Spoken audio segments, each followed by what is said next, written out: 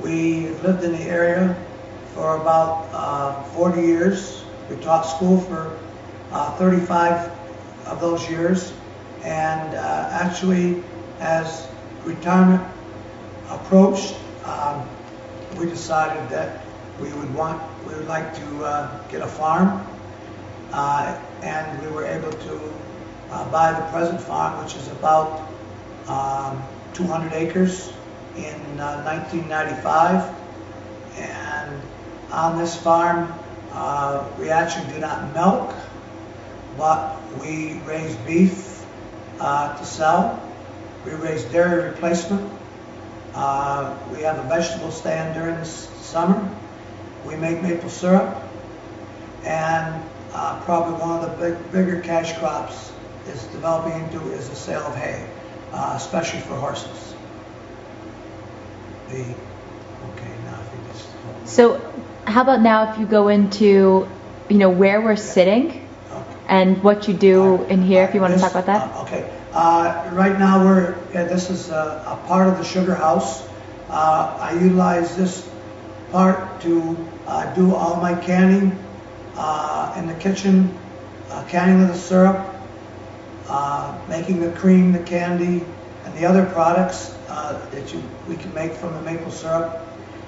This room here actually is set up where we can have a pancake breakfast if we wanted, or if we wanted to have a bed and breakfast, it is also set up so that we can do it that way. And we host school groups as well.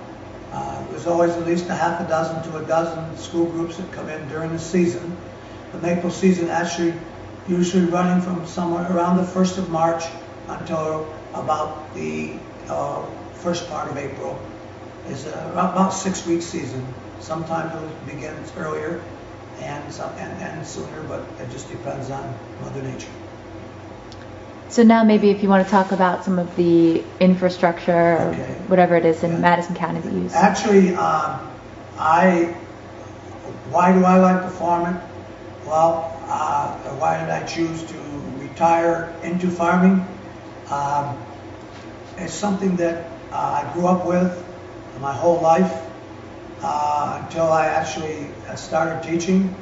And as I reached the point in my life when where retirement from teaching was a possibility, I bought the farm.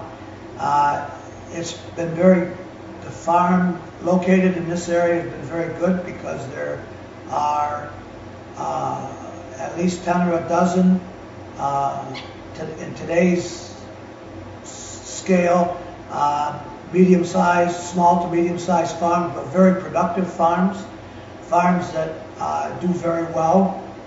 And I think one of the biggest assets of the area is, whether it's right here in Morrisville or almost any part of the county, is the opportunity to grow a good crop from the land.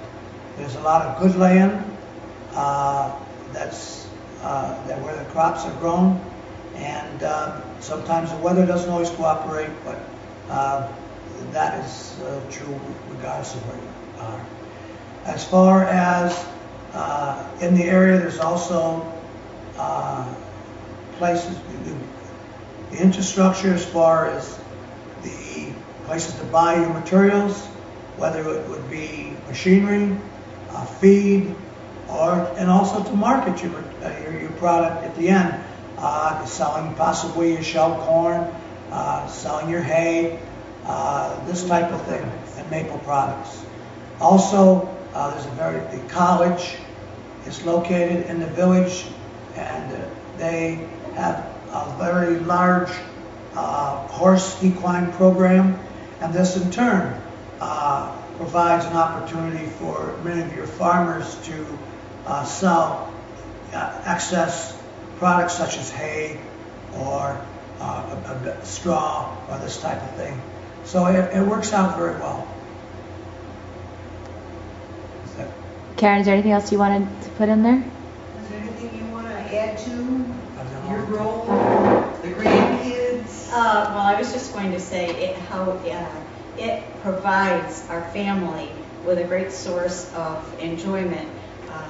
the kids and grandkids participate in many ways. The grandchildren are young and they're limited as far as being very productive, but they certainly enjoy the recreation that it provides. And just coming to stay overnight here is such a special treat now. It has been a great thing to bring everybody together. My son-in-laws also, they enjoy to hunt, and my son enjoys hunting, and this, of course, having the farm gives them this opportunity also, especially deer hunting. And our grandchildren have brought their classes here, starting with preschool. They've been able to coerce their teachers into field trips here, and that's been amazingly enjoyable too, and educational.